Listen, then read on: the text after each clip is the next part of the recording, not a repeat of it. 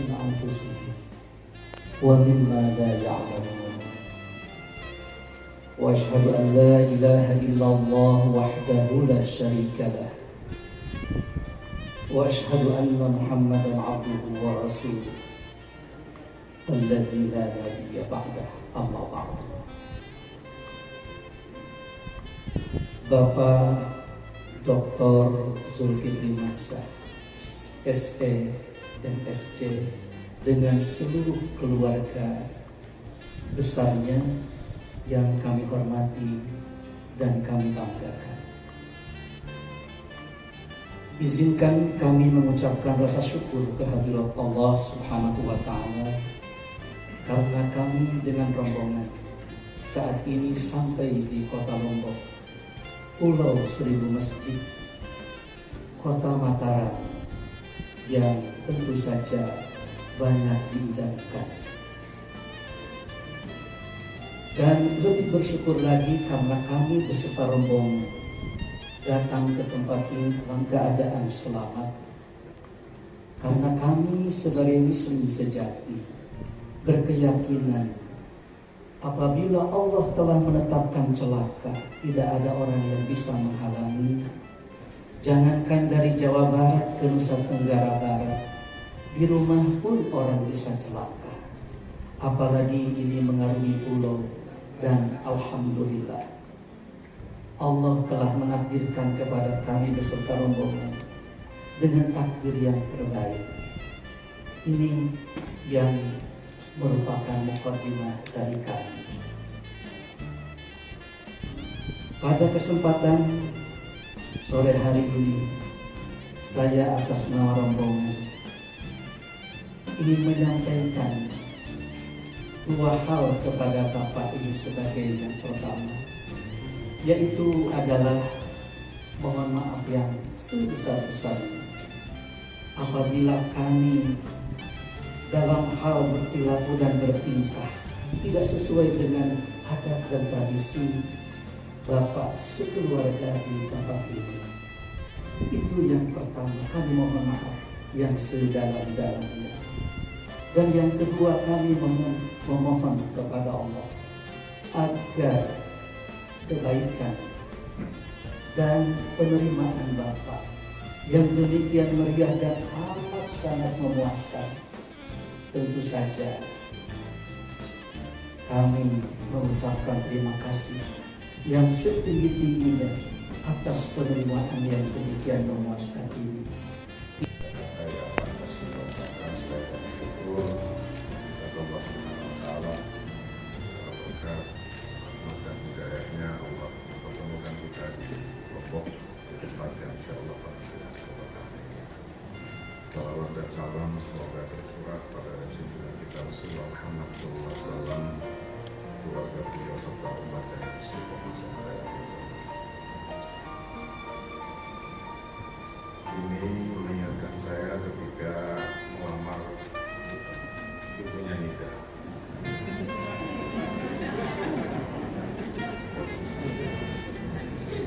Waktu melamar ibunya Nida Pak Wakil, saya nggak bawa kiai.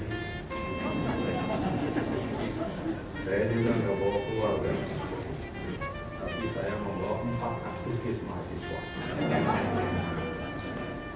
Satu dari Papua, satu dari Palembang, satu dari Jawa Tengah, satu dari Sulawesi Tenggara. Yang serem-serem pokoknya.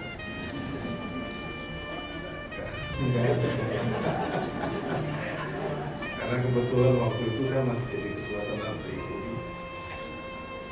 Weekend juga belum selesai kuliah. Karena weekend tidak tahan untuk menikah waktu itu. Saya berat berani melamar Tuan Guru. Dan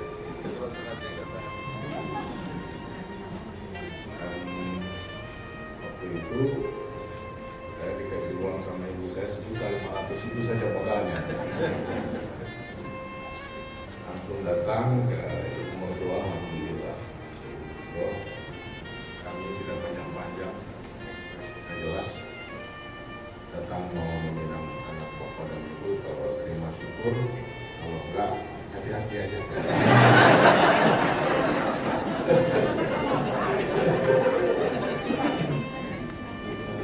Maklum mertua saya ini orang Jawa, jawabannya nengok dari kanan. Ya ujung-ujungnya kira-kira ini anak siapa kira-kira gitu. Alhamdulillah ini ada keluarga dari Jakarta juga hadir, Pak Adit. Dan lucu juga ketika, karena kami tidak mengenal Ananda Rizal ini sebelumnya. Ketika kami dikabari oleh Ida beberapa saat yang lalu, ada laki-laki oleh yang akan tertarik dengan hubungan yang lebih serius. Dan oleh istri saya di Google nama Rizal ini, di Google apa namanya? Rizal Muhammad Rizal Ramdhani, yang muncul foto saya. Yang muncul saudara itu foto saya bersama Pak Danrem. Karena Danrem kita ternyata namanya Muhammad Rizal Ramdhani juga. Jadi ini saya kira bukan kebetulan. Setelah dilihat oleh istri saya, ada adik-adiknya juga. Kebetulan Mida ini punya adik 4 orang. Hanya saya musyawarah dulu. Karena yang ada tradisi di keluarga kami, katanya tapi belum dilaksanakan, baru lamarannya diterima kalau Rizal bisa mengalahkan 3 orang laki-laki berbulan bersama katanya. Jadi yang adiknya Nida saya perkenalkan saja langsung, yang berdiri mungkin ini Zulfikar, maskernya mungkin buka aja sedikit. Karena ini baru selesai dari Fakultas Teknik, jurusan Teknik Industri UI, dan insya Allah Mas Rizalnya kita juga akan PNK bulan depan. Tercinta,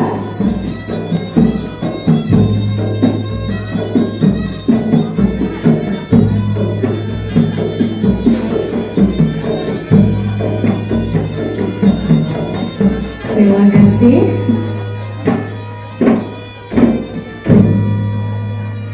Bapak Ibu tamu undangan, kalau tadi ayahanda dari Mbak Nida sempat bercerita bahwasannya sebelumnya tidak bertemu dengan Mas Rizal, belum mengenal, dan sepertinya kita semua hari ini juga penasaran sebenarnya Mas Rizal, perkenalan di antara Mas Rizal dan juga Mbak Nida ini dimulai sejak kapan dan di mana?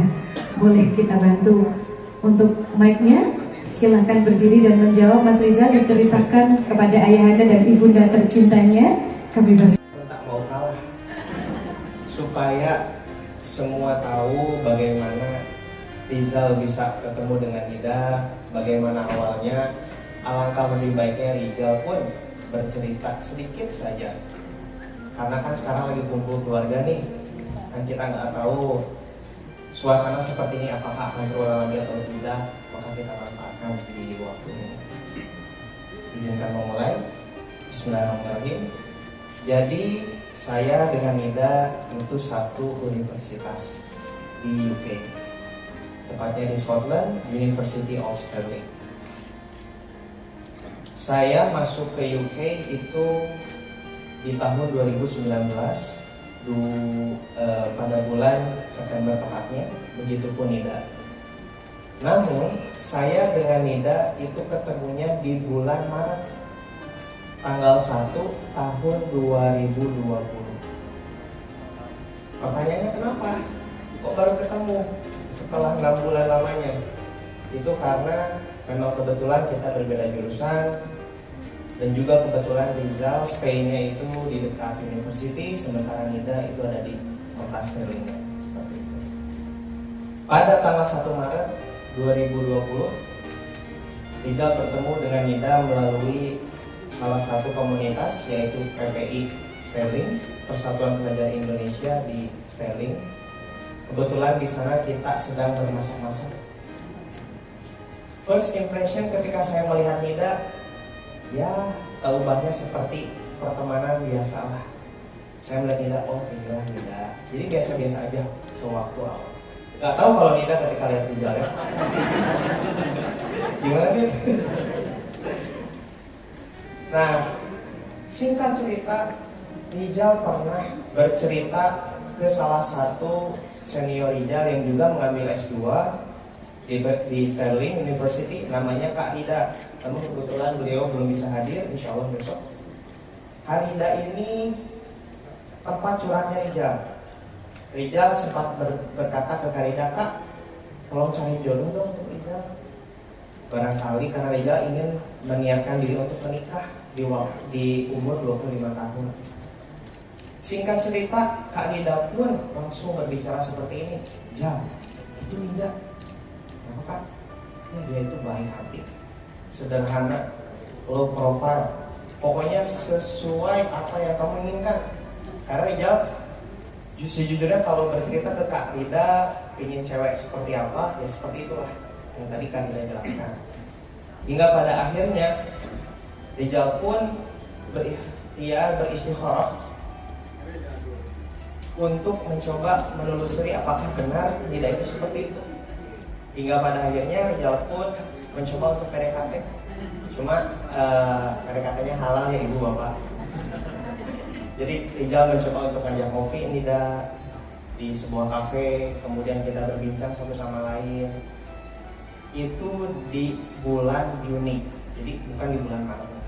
Ketika di bulan Juni intens sampai 2 bulan, saya pun merasa setiap perbincangan diskusi antara saya dengan Nida itu nyambung alhamdulillah.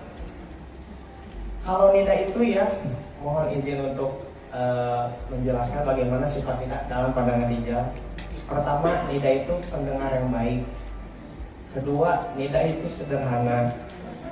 Ketiga, Nida itu kalau ditanya sesuatu itu dia menjawabnya singkat, padat, jelas. Tapi dia itu sukanya itu mendengar. Rijal memang kalau ketika bercerita tuh nggak bisa berhenti. Maaf ya ibu, maaf ya Nida ya. Itu kebiasaan Rijal.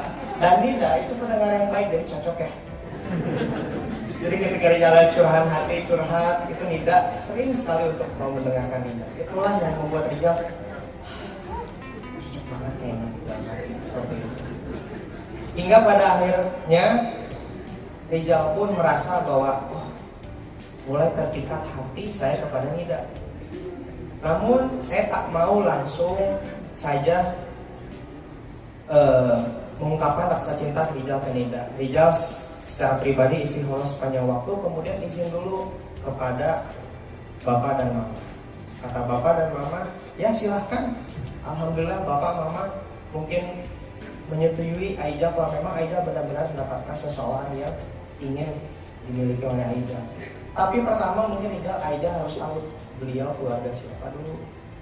Hingga pada akhirnya ketika pertengahan bulan Juli, 2 minggu sebelum Rijal berniat ingin mengungkapkan rasa hati, Rijal bertanya kepada Nida, Nida, boleh Rijal tahu Nida dari keluarga siapa?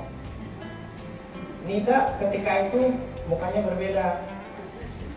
Dia menjawab seperti ini, tapi Rijal jangan ngejauhin Nida ya. Setelah Nida kasih tahu Nida anak siapa, emang kenapa? Rijal kan kebetulan Rijal memang gimana ini untuk pertama kalinya lah itu mungkin. Akhirnya Nida pun menyatakan bahwa Nida adalah anaknya Gubernur NTB. Rijal ketika itu shock, mundur, dalam hati mundur, shock. Akhirnya ketika pertemuan itu malamnya langsung saya menelpon bapak dan mama, mah geningan, maaf bahasa Sunda, mah ternyata perempuan yang Rijal sayangi itu, yang Rijal ingin niatkan untuk menikah dengannya adalah seorang anak Gubernur NTB. Mama, bapak pun ikut shock. Ya Allah, itu seperti itu. Akhirnya Rijal pun langsung meminta saran kepada ustadz-ustadz, salah satunya Pak Tatan. Beliau adalah mentor Rijal dari sejak SMP, SMA, sampai S1, sampai sekarang dari kecil. Kemudian Rijal pun mendapatkan saran dari Ustadz Uus melalui Bapak bahwa pada intinya di pandangan Allah bukanlah derajat, di pandangan Allah bukanlah kekayaan, tapi inna akramakum indallahi atqakum. Bahwa di pandangan Allah hanyalah ketakwaan Allah pandang, seperti itu. Maka dari itu Rizal ketika itu mengistikharahkan di segenap waktu bahwa Rizal yakin insya Allah membulatkan hati, meluruskan tekad Rizal bahwa Rizal yakin akan menikahi Nida. Hingga pada 1 Agustus 2020, tepatnya 1 hari setelah Idul Adha, Rizal mengajak Nida ke Edinburgh untuk mengungkapkan rasa hati. Biar romantis lah ya. saya orangnya bukan romantis, jadi ya biar terkesan lah.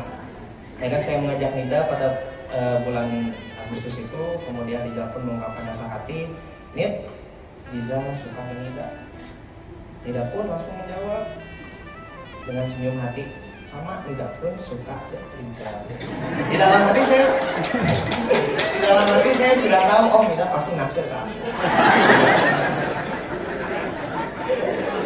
Karena menurut info dari Kak Rida yang mentaarufkan kita berdua, yang Kak Rida berkata seperti itu Nida kayaknya naksir kamu. Ya udah ya, lampu hijau untuk saya. Namun yang saya katakan ketika itu bukan hanya sekedar menyampaikan rasa hati saya. Lebih dari itu, saya katakan Nid, saya mengungkapkan rasa hati ini bukan hanya sekedar mengungkapkan saja, tapi saya ingin menikahimu. Saya tidak ingin ada hal seperti pacaran ataupun hal-hal yang tidak sepatutnya dilakukan. Saya hanya langsung katakan Nida, Nid, saya mau menikahi Nida. Kemudian Nida pun langsung menjawab, ya sama dengan Nida seperti itu. Namun Rizal maaf, Nida masih belum bisa memastikan karena harus izin dulu ke Abi dan Umi. Ya Rizal pun menghargai itu. Tidak lama dari itu, 1 hari setelahnya ternyata Nida mengabari Rizal kabar yang sangat mengharukan Rizal, menggembirakan Rizal bahwa Abi dan Umi ternyata menyetujui Rizal bahwa ingin menikah dengan Nida. Ya Alhamdulillah. Maka ketika tanggal 2 Agustus tepatnya, itu adalah hari yang Rizal tidak bisa lupakan. Ketika Abi dan Umi, ketika Bapak dan Mama pun menyetujuinya. Cuma pesan dari Mama dan Bapak, ya asalkan Rizal benar bogoh itu sayang, cinta, kemudian Nida pun benar-benar cinta dan sayang, ya sudah, apalagi insya Allah. Nah itulah mungkin sedikit cerita yang Rizal jalani dengan Nida ketika di United Kingdom. Alhamdulillah. Baik Mas Rizal, belum selesai. Dengan segenap kerendahan hati dan ridho Allah Subhanahu wa taala, insya Allah Rizal siap untuk menyayangi, mencintai, menjaga Nida hingga akhir hayat, insya Allah. Insya Allah itu adalah isi hati dari Mas Rizal. Tapi sekali lagi jangan kepedean dulu ya Mas, kita belum mendengarkan. Kalau tadi memang Ayahanda sudah memberikan lampu hijau, kita belum tahu jawaban Mbak Nida seperti apa. Mbak Nida, kami persilahkan untuk menjawab. Bismillahirrahmanirrahim. Dengan memohon ridho Allah Subhanahu wa taala dan restu dari Umi, Abi dan seluruh keluarga besar, insyaallah Nida siap menerima risalah. Alhamdulillahirabbil alamin. Terima kasih. Boleh langsung duduk kembali. Alhamdulillah kita sudah mendengarkan jawaban langsung dari Mbak Nida, Bapak Ibu tamu undangan. Baik, dan menuju kepada acara